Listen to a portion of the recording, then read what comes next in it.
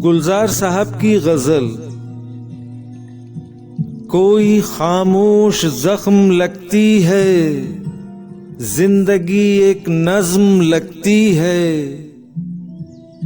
बज़्म यारा में रहता हूँ तन्हा, और तन्हाई बज़्म लगती है।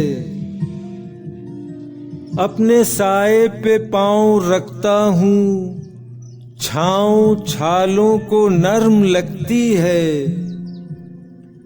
चांद की नब्ज देखना उठकर, रात की सांस गर्म लगती है।